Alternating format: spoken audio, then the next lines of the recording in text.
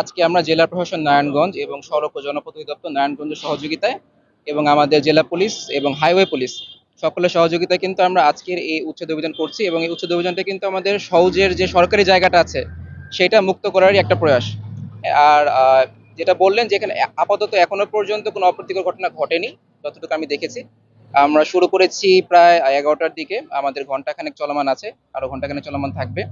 এবং সরকারি জায়গায় যে সকল অবৈধ দোকানপাট আছে এই সকল কিছুই কিন্তু আমরা উচ্ছেদ করব এবং সেটা পর্যায়ক্রমিকভাবে করা হবে। এটা কিন্তু নিয়মিত অভিযানের অংশ। আমরা আরেকটা বিষয় লক্ষ্য করেছি যে এখানে মিনার মসজিদের যে রাস্তাটি এটাও জি। কিন্তু সরকারি জায়গা, মানুষ কিন্তু হাঁটার মতো কোনো পরিবেশ নাই, হুম। যেভাবে অবৈধ দোকান দিয়ে তারা রাস্তা দখল করেছে। এই বিষয়টা আপনাদের নজরে আছে কিনা? জি আছে, শুধু এইটুকুই না, আমাদের কিন্তু এই যে ঢাকা চিটাগাং হাইওয়ে হ্যাঁ, সাইনবোর্ড থেকে শুরু করে কাঁচপুর পর্যন্ত এই অংশটুকু কিন্তু খুবই ক্রুশাল, আপনারা জানেন। হ্যাঁ। এখানে মোড়ে মোড়ে দেখবেন যে অবৈধ হকার রাস্তা দখল করে, আমাদের 3 লেনের রাস্তা দেখা যায় যে 2 লেন দখল করে 1 লেনে গাড়ি চলাচল করছে।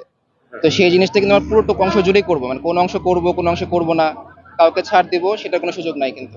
আরেকটি ছোট বিষয় যদি একটু বলতেন যে বিষয়টা যদিও এই বিষয়ের সাথে সংশ্লিষ্ট না, যেহেতু এখানে পুলিশ প্রশাসন আছেন, আমরা কিন্তু বেশিরভাগ সময় দেখি এই সড়কটিতে প্রচন্ড রকম দুর্ঘটনা ঘটে। এর একটা অন্যতম কারণ হচ্ছে উল্টো দিকে থ্রি হুইলার গুলো চলে। এখানে সড়ক ও জনপথের সম্মত কর্মকর্তাও রয়েছেন এবং হাইওয়ে পুলিশকে আমরা দেখতে পেয়েছি। সড়কে অবৈধ পথে এই উল্টো পথে যে আপনার ইজি বাইক চলাচল, এই ব্যাপারে জেলা প্রশাসনের পক্ষ থেকে বা সংশ্লিষ্ট প্রশাসনের পক্ষ থেকে কোনো মানে একেবারে কার্যকরী কোনো পদক্ষেপ নেওয়া হবে কিনা? আচ্ছা, এটা প্রথমত সওজের আজকের প্রোগ্রামের অংশ না, তবে জেলা প্রশাসন তো অনেক বিষয়ই দেখে, এটা অবশ্যই দেখা হয় এবং এখনো হচ্ছে। আমরা হাইওয়ে পুলিশ, জেলা প্রশাসন সহ সংশ্লিষ্ট যারা আছেন, যত স্টেক হোল্ডার আছেন, সবাইকে নিয়ে আমরা কাজ করছি।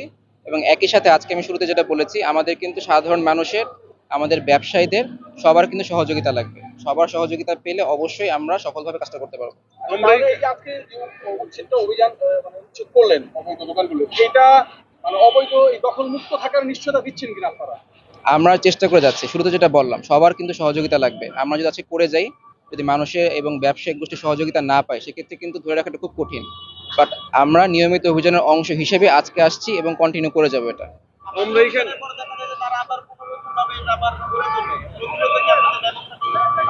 যদি আমরা সরিয়ে দেওয়ার পরে আবারও বসে এবং আমাদের সামনে সেটা প্রকাশিত হয়, আমরা যথাযথ আইনানুগ ব্যবস্থা গ্রহণ করবো। আমাদের চোখে পড়ছে যে রাস্তার মার্কেটের সামনে যে পাকা নির্মাণ করে সরকারি জায়গা দখল করে তারা দোকানপাট তৈরি করছে, এইগুলো নিচের গুলো কি করবেন? আচ্ছা, আমরা কিন্তু আজকে একটু আগে দেখেছেন, আমরা মার্কেটের যিনি সভাপতি সেক্রেটারি আছেন ওদের সাথে কথা বলেছি। এটা কিন্তু ওনাদেরও দায়িত্ব, ওনাদের সামনে যে সরকারি জায়গাটা আছে সেটা যেন ক্লিয়ার রাখা যায়।